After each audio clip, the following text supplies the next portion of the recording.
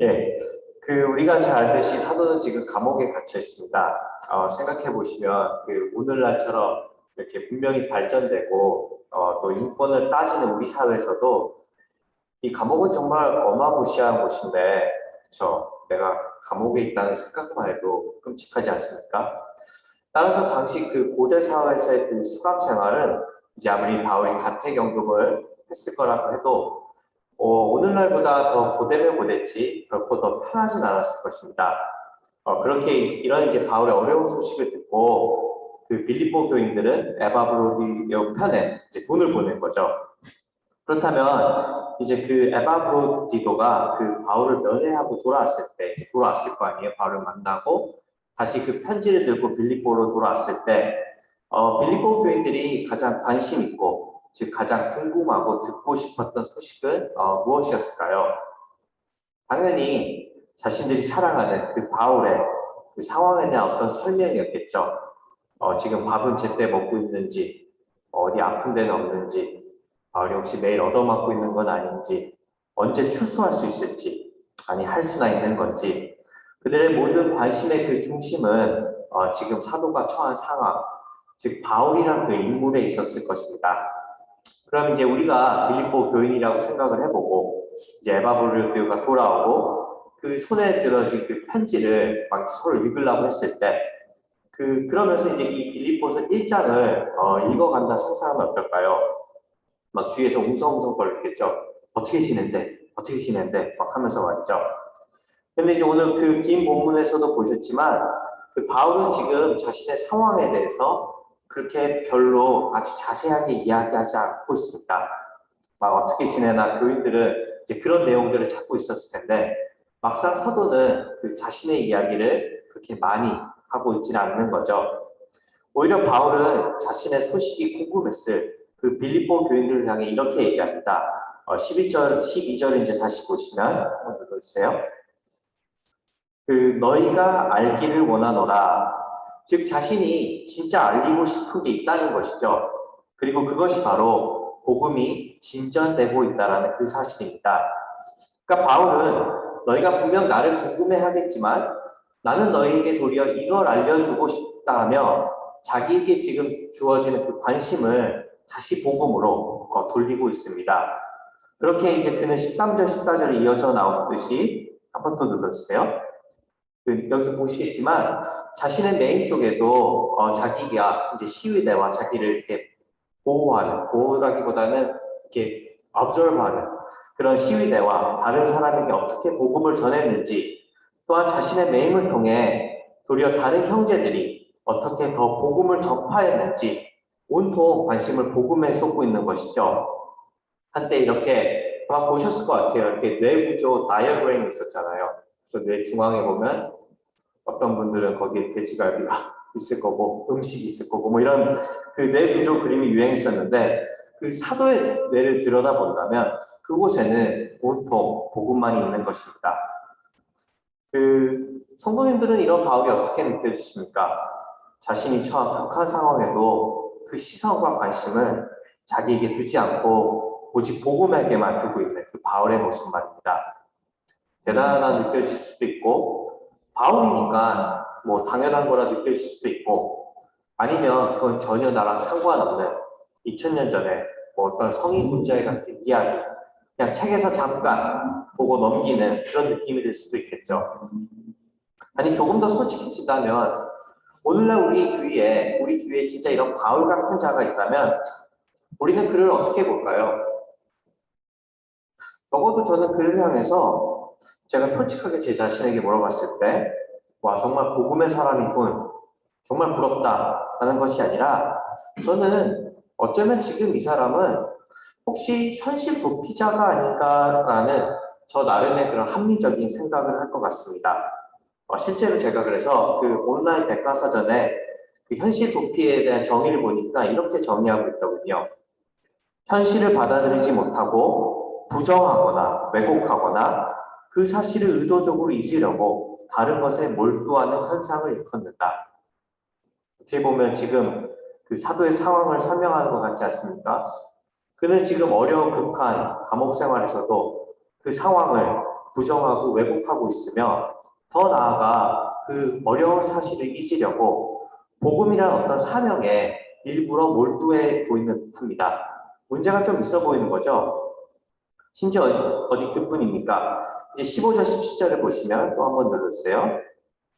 그 바울이 그렇게 목숨 거는 이 복음의 진전에도 어떤 문제가 있었던 것으로 보입니다. 내용을 이제 뭐 간단히 정리하면 이런 거죠.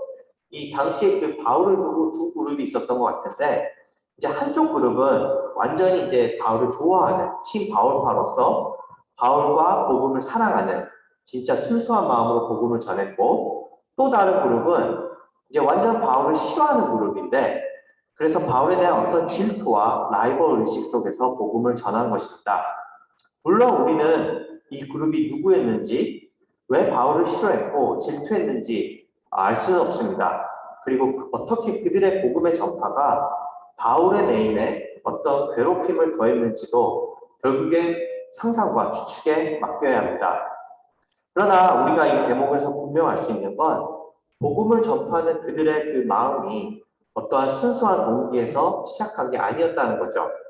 아니 심지어 사도는 그들이 자기를 더 괴롭히기 위해서 어떤 악의를 갖고 그 복음을 전파했다 하고 있습니다. 즉 생명을 살리는 복음 역시도 얼마든지 나쁜 의도로 시작할 수 있다는 것이죠. 근데 실제로 조금만 생각해 보시면 우리 주위에서 이런 일은 심심치 않게 볼 수 있습니다. 제가 이 본문을 보면서 생각이 났을 때, 뭐 아무도 저한테 인풋을 주지 않고, 아주 인스팅이 생각이 났던 거는 우리가 가끔씩 얘기하는 그런 정광훈 아저씨 같은 분이 생각이 나고, 또 뭐 셋을 했던 여러 목사들이 생각이 나더라고요. 그들은 진짜 복음을 통해 어쩌면 자기의 왕국을 키우는 사람들이니까요. 그런데 작년에 이 책이 나와서 참 큰 파장을 일으켰는데요. 한번 눌러주시겠어요? 네, 영어로 보면은 When Narcissism Comes to Church라는 책입니다. 그러니까 한국말로 하면 교회 안에 나르시즘이 찾아올 때라고 그런 제목이 있죠. 그 우리가 아시듯이 나르시스트는 자기밖에 모르는 자기에 너무 도취되고 자신을 너무 사랑하는 인간들이잖아요.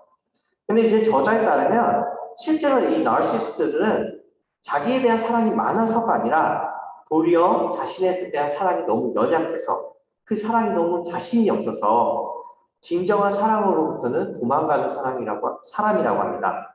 그래서 이제 가짜 이미지를 만들어 놓고 그 가짜 이미지를 통해서 그 자신의 입고를 채우는 것이죠. 근데 이제 이 책이 왜 파격적이었냐면은 이 제목에도 나오듯이 그만큼 나르시스트들이 그러니까 복음을 자기 도치용으로 사용하는 사람이 우리 교회 안에 너무 많은 것을 낱낱이 밝혔다는 것 때문입니다. 그러니까 정광훈 목사나 이런 세스파는 목사의 얘기가 특별히 남 이야기가 아니라 우리들의 이야기라는 것이죠. 이제 조금 더 이야기를 하자면 이 저자가 굉장히 재밌는 인물이에요. 이 저자는 심리학자이자 테라피스트이자 목회자인데요. 특별히 이제 우리 저희 목사님처럼 개척교회 목사를 어세스먼트 하는 목사인데 한 30년 넘게를 이 나르시즘에 대해서 연구를 했답니다. 30년 넘게를. 그래서 이제 그런 경험담과 뭐 실제 교회에서 있었던 우리가 겪을 만한 일들을 참 책에 아주 생생하게 기록을 했는데요. 읽으면서 아프지만 굉장히 재미는 있었어요. 근데 그 중에서 이제 저한테 개인적으로 충격적이었던 것은 그분의 이제 자신의 그런 오랜 연구와 경험 속에 제일 나르시스트 성향이 강한 그런 그룹의 사람이 누구였을까요? 뭐 어느 정도 예상하시겠지만 이 정도 분위기가 되면은 당연히 목회자였겠죠. 그런데 그 목회자 중에서도 특별히 더 나르시스트 성향이 강한 그룹이 있는데 그것은 또 누굴까요?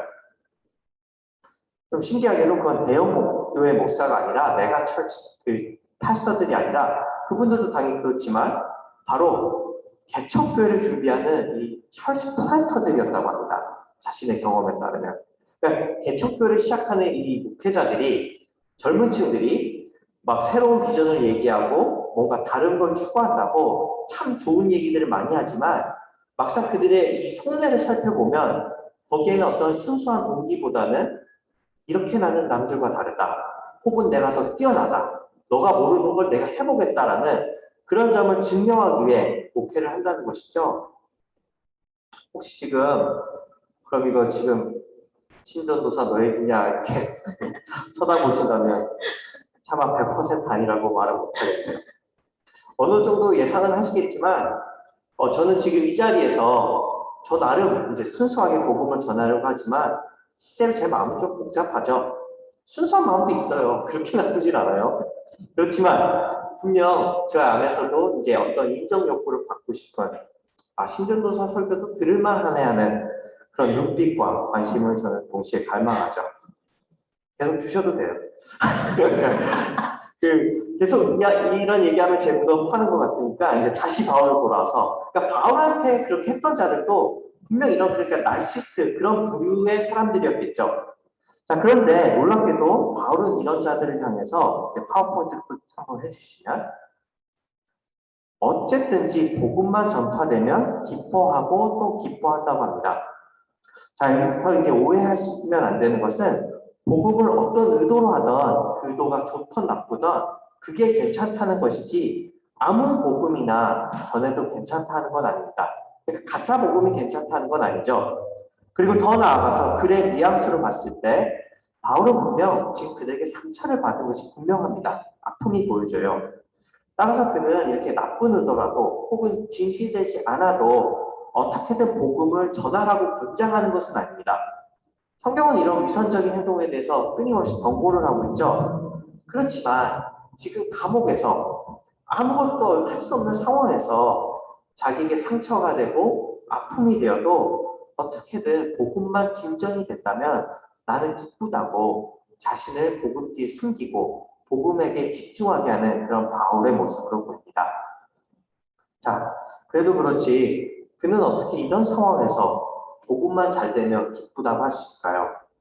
어떻게 이런 일이 진짜 가능할까요? 이 질문의 그 바울 사도의 답은 아주 간단명료합니다. 22절에 나오죠. 한번 보시겠어요? 네. 정답은 그가 사는 이유 자체가 그리스도이자 복음이었기 때문입니다. 그러니까 예를 들어서 저 구절에 빈칸에 내게 사는 것이 바울이니라고 하면 바울은 지금 기뻐할 수 없습니다. 내게 사는 것이 성공이니 돈이니 건강이니 목회인이 해도 바울은 기뻐할 수 없습니다. 오직 저 빈칸에 그리스도가 들어갈 때만 바울은 지금 옥중에서도 상처 중에서도 기뻐할 수 있습니다.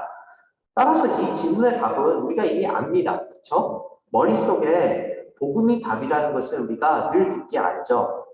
그러나 우리의 진짜 질문은 그러니까 어떻게 이런 일이 진짜 가능하냐는 것이죠. 즉 어떻게 내게 사는 것이 그리스도일 수 있을지 그리고 그것이 어떻게 나를 어떤 상황에서도 기뻐하게 할 수 있을지 이게 우리는 궁금한 겁니다. 그리고 아마 또 느끼시겠지만 지금 사도가 말하는 기쁨은 우리가 막 맛있는 걸 먹을 때, 그 육즙이 나올 때 그런 일시적인 그런 기쁨을 말하는 게 아니죠. 그가 지금 표현한 그 기쁨은 내 삶을 지탱하는 어떤 상황에서도 나를 붙잡아 줄 수 있는 그런 파운데이션 같은 아주 깊은 기쁨을 의미합니다. 근데 정말 복음은 우리에게 이런 기쁨을 줄 수 있을까요? 아니면 사도는 위에 언급한 것처럼 실제로는 정말 힘든데 어떤 현실 도피자로서 지금 정신 승리를 하고 있는 것일까요? 저는 이 질문에 답하기 위해서 오히려 이 질문을 이렇게 트위스트 해보면 어떨까 합니다. 우리가 같이 이렇게 생각해보면 어떨까요? 그럼 만일에 우리가 그리스도로 살지 않는다면 우리가 갈망하는 그 기쁨을 진짜 찾을 수 있을까요? 어디서 찾을 수 있을까요? 예를 들면 이런 겁니다. 많은 사람들은 자기의 삶의 가치와 의미를 그리고 그 안에서 기쁨을 찾기 위해 여러 군데를 찾죠. 특별히 요즘같이 개인이 강조되는 사회에선 자기 안에서 이런 가치를 찾아내려고 하죠. 나 스스로에게 집중해서 남이 원하는 내가 아니라 내가 원하는 나로 살자가 요즘 세상의 모토입니다. 예전에는 내가 나 스스로 알리고 PR하는 게 부끄러웠다 해도 요즘은 그게 능력이고 미덕이죠. 그래서 그 아까 보여드린 그 책의 저자는 우리 서구 문화 자체가 그 나에게 집중하는 나르시스트 문화이고 그 중에서도 미국은 이 나르시스트를 길러내기에 아주 적합한 옥토 같은 땅이라고 합니다. 한국도 별반 차이가 없는 것 같아요. 그렇게 오늘날 사회에서 이렇게 자기 스스로를 예전에는 미디어가 있어야지 자기를 나타냈잖아요. 근데 이제는 SNS가 내 스스로의 미디어가 됐죠. 그래서 그런 SNS가 우리 사회를 장악하고 있는 건 우리 오늘날 그런 사회를 잘 대변하고 있는 것이죠. 근데 이제 다시 그 질문으로 돌아온다면 우리는 정말 이런 사회에서 기쁘냐는 것입니다. 그게 질문이죠. 우리가 우리 스스로에게 집중하고 내 기쁨을 찾을 때 우리는 정말 기쁘냐는 것이 질문이죠. 물론 그렇지 않다는 여러 자료가 있습니다. 조금만 검색해보면 어떻게 가장 편안한 오는 날 사람들은 가장 평안이 없는지, 또 마우스 클릭 하나면 세계 모든 사람과 단번에 클릭 연결될 수 있지만 도리어 그 어느 때보다 우리는 외롭고 우울한 삶을 사는지 이런 자료는 그냥 구글 검색만 해도 널리고 널렸습니다. 그런데 저는 오늘 진짜 확실하고 아주 간단하게 이 질문에 대해서 알 수 있는 그런 방법을 성도님들과 나누고 싶습니다. 이런 거죠. 성도님들은 언제 가장 어렵고 불편하고 짜증나고 차갑고 냉정하고 그러십니까? 저 옆집에 거슬리는 사람들 때문에, 직장 상사 때문에, 나의 주어진 환경 때문에, 물론 당연히 그럴 수도 있겠죠. 그렇지만 아주 잘 생각해 보시면요. 내가 제일 힘들 때는 내 마음에 아무도 없고 오직 나만이 그 자리에 앉아있을 때 그럴 것입니다. 즉 내가 나한테 제일 집중하고 내 기쁨을 찾을 때 아이러니하게 나는 가장 기쁨이 없는 거죠. 예를 들어서 항상 자기에 집중해서 나의 위치와 나의 권리를 생각하며 남이 어떻게 나를 보는지 그런 사람은 어떨까요? 그런 사람은 쉽게 삐지고 초조와 불만이 가득하겠죠. 맨날 이런 질문을 하루 종일 한다 생각해 보세요. 내가 지금 잘하고 있나? 저 사람은 나를 지금 어떻게 바라볼까? 아까 내가 그런 말 했다 나 지금 지킨 건 아닐까? 어제 그 말 했던 거 지금 나 들으라고 한 소리인가? 이게 지금 나한테 공평한가? 누가 지금 날 알아봐 주고 있을까? 늘 이런 질문을 한다면 그런 사람은 작은 일에도 서운해하고 늘 자기 방어적이고 냉소적이며 항상 자기를 인정받으려 아둥바둥 돼야겠죠. 당연히 이럴 때 내 마음에 어떤 기쁨이 자리 잡을 틈은 없습니다. 다른 말로 하면은 이럴 때 우리는 나 자신을 나라는 감옥에 가둬두고 피해의식과 연민으로 내 삶을 조여오게 합니다. 저 역시도 제 자신을 돌아봤을 때 제가 우리 교회에 처음 왔을 때 같아요. 그때 이제 제 나름대로 아까 그 나르시스트 성향이 굉장히 폭발할 때였던 것 같아요. 어떻게 우리 성도님들한테 내가 잘 보일 수 있을까? 내가 다른 전도사랑이 조금 다르다고 막 보여주고 싶고 그렇게 막 속된 말로 막 난리가 났을 때 제 안에서 저는 그때가 제일 초조했고 여유도 없고 굉장히 짜증나는 상태였습니다. 그래서 그 킹켈러 목사님은요 이런 부분을 보고 아주 흥미로운 얘기를 하시는데 이렇게 얘기합니다. 파워포인트 한번 틀어주시겠어요? 제가 읽을게요. 성경에 나오는 지옥의 일반적인 의미는 불입니다. 불은 분해합니다. 이 생에서도 우리는 자기 중심이 만들어내는 일종의 영혼 붕괴를 봅니다. 우리는 이기심과 자기 몰두가 어떻게 찌르는 듯한 괴로움, 메스꺼운 질투, 마비되는 불안과 초조, 편집증적인 생각, 그리고 그에 수반되는 정신적 부정과 왜곡으로 이어지는지 압니다. 이제 다음과 같은 질문을 하십시오. 우리가 죽을 때 이런 자기 중심적 생각과 자기 도취가 어떤 방해도 받지 않고 영원히 간다면 어떨까요? 그것이야말로 지옥 아니겠습니까? 굉장히 의미심장하죠. 바로 자기 중심이야말로 지옥의 핵심이라는 것입니다.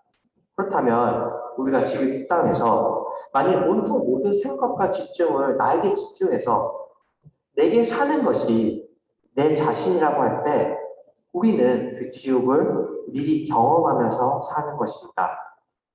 그리고 여기서 이제 더 아무런 것은 그럼 나는 내 자신으로 안 살래. 그건 지옥이라며. 나는 나를 비울려 한다 해도 우리는 막상 그럴 능력도 없다는 것이죠. 뭐 타 종교를 비하하는 건 아니지만 우리가 심지어 산으로 간다고 해서 우리는 우리의 탐욕에서부터 벗어날 수가 없습니다. 세상 어느 곳으로 도망가도 우리의 탐욕과 나 자신의 욕망은 나를 따라오게 돼 있죠. 실제로 그 켈러 목사님은 우리가 얼마나 자기 중심적이냐면 자기가 자기 중심적인 걸 모를 만큼 자기 중심적이라고 합니다. 그래서 뭐 한편으로 오늘날 사람은 산으로 가지는 않죠. 그래서 반대로 그들은 나를 비우는 게 아니라 나를 더 채우는 방식을 택합니다. 그러니까 아이고 죄송해요. 아예 나는 나 중심적이야 하면서 나가는 거죠. 내가 나의 행복을 가장 우선순위로 여기는 것을 미덕이라 생각하고 그것을 정당화시키고 따라서 너는 최고고 너는 생각보다 훌륭한 사람이며 너가 마음만 먹으면 너가 이루고 싶은 것을 다 이룰 수 있다고 하죠. 예전에도 언급했지만 이게 요즘 디즈니 영화의 모티브입니다. 저는 이런 것들이 다 틀렸다고 말씀드리는 게 아닙니다. 우리가 정말 힘들 때 이런 메시지, 드라마나 노래는 분명히 우리에게 어떤 힘을 줍니다. 저도 디즈니 영화 굉장히 좋아하고요. 그러나 이런 것은 잠깐의 아픔을, 잠깐의 힘을 줄 수는 있지만 결과적으로 이런 것들은 하이레놀이지 영원한 치료는 될 수 없죠. 오히려 이런 힐링과 어떤 위로의 메시지 중독됐을 때 그런 영화나 메시지를 듣고 잠시나마 그래 나 지금 위로받았어 하지만 곧 아침이 돼서 소위 제정신이 돌아왔을 때 내 현실과 그들이 내가 훌륭하다고 하는 그 사이에 그 메꿀 수 없는 간격이 보이기 시작할 때 오히려 우리는 더 큰 상실감에 빠지기도 합니다. 그래서 한때는 뭐 어려운 청춘들을 힐링하려고 아프니까 여기 우리 청년들도 계시는데 아프니까 청춘이다 이런 말이 선풍적인 얘기였는데 세월이 지나서 그 약효과가 떨어지자 누가 그런 말을 하더라고요. 웃기는 소리를 하지 말라고. 아프면 환자지 무슨 청춘이냐고. 어떻게 보면 말이 되죠. 그런 면에서 복음은 오히려 잔인할 만큼 우리의 문제를 보게 합니다. 우리를 향해서 복음은 너는 너가 생각했던 것보다 훨씬 더 부패한 인간이라 가르쳐주죠. 그렇지만 동시에 그게 괜찮다고 합니다. 왜냐하면 이제 이상에서 보시겠지만 너보다 훨씬 더 큰 분이 그런 나를 위해 자신을 비우시고 종의 형체를 갖고 우리와 같은 사람이 되어 우리를 위해 살아주셨고 또 살아주신다 약속하시기 때문입니다. 그렇게 그리스도는 우리를 나라는 감옥에서 벗어나 드디어 자유와 여유의 숨을 쉴 수 있게 해줍니다. 그분이 나를 위해 모든 걸 이루어 주셨기 때문에 나는 더 이상 나한테 그렇게 목숨 걸고 집중하지 않아도 되는 것이죠. 이 진리를 사도는 깨달은 것 같습니다. 따라서 그는 편지에 온통 자기 이야기를 채울 필요가 없었고 자기가 누가 어떻게 어떤 해코지를 했던 자세히 털어놓지 않아도 되었습니다. 결국 그는 비록 감옥에 있었지만 자기라는 감옥에서 구원받은 자이고 또한 그렇기에 그런 사도야말로 현실 도피주의자가 아니라 어쩌면 우리 인간 현실을 가장 잘 파악한 사람이 할 수 있겠죠. 그래서 아주 아이러니하게도 감옥에 갇힌 그가 소위 자유가 있는 빌립보 교인과 또 여기 있는 우리들에게 자신의 기쁨을 마음껏 나누고 있는 것입니다. 너희도 이런 것들을 경험하라는 것이죠. 이렇게 복음은 우리를 조금 무시당해도 웃을 수 있고 여유가 있고 자유가 있고 남에 대해서 좀 더 관대해질 수 있고 우리에게 어떤 상황에서도 참되고 아주 깊은 그런 기쁨을 누리게 합니다. 이거 자체가 복음은 아니지만 이게 바로 복음이 우리 삶에 갖다주는 그 결과이죠.